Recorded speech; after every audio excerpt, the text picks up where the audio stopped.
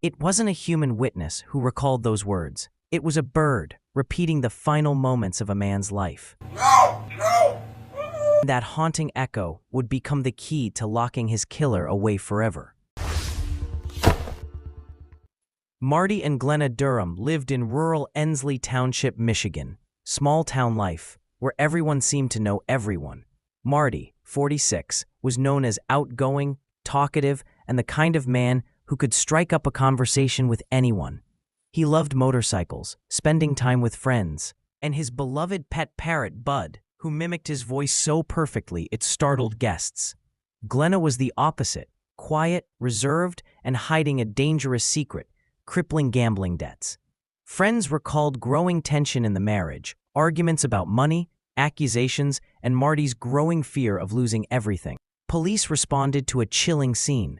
Marty was found shot 5 times. Beside him lay Glenna, barely alive, with a head wound that seemed self-inflicted. At first glance, it looked like a botched murder-suicide, but detectives noticed something strange. No signs of forced entry, no evidence of a break-in. And most importantly, Glenna survived, but claimed she couldn't remember a thing. The only thing I remember, he wanted to take me out to dinner. I told him I didn't feel good. He wanted our moms come up, and I said, no, I don't feel good. I remember getting a shot.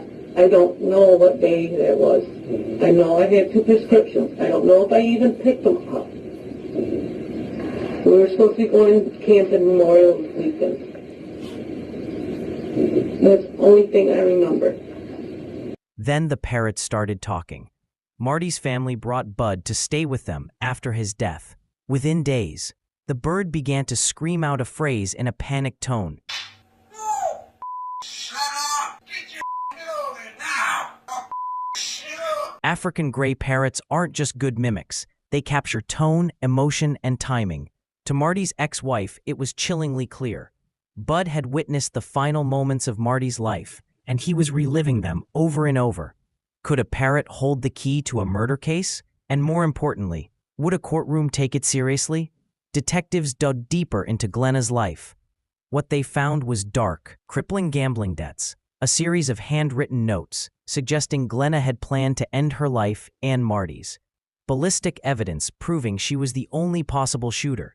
The theory is that Glenna shot Marty during an argument, then turned the gun on herself to stage a double suicide, but survived. Following an investigation, Glenna Durham was charged with murder, accused of shooting her husband 5 times, then turning the gun on herself in a failed suicide attempt.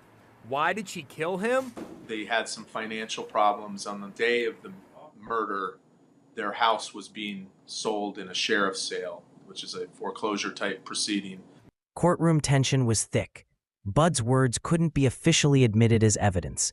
Parrots can mimic without comprehension, but prosecutors didn't need to put Bud on the stand. They let the story of his chilling repetition spread to the jury through witness accounts, adding emotional weight to the already damning evidence.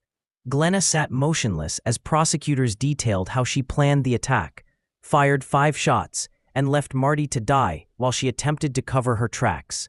In July 2017, the jury returned its verdict: guilty of first-degree murder. Glenna Durham was just convicted and was clearly not happy with the verdict.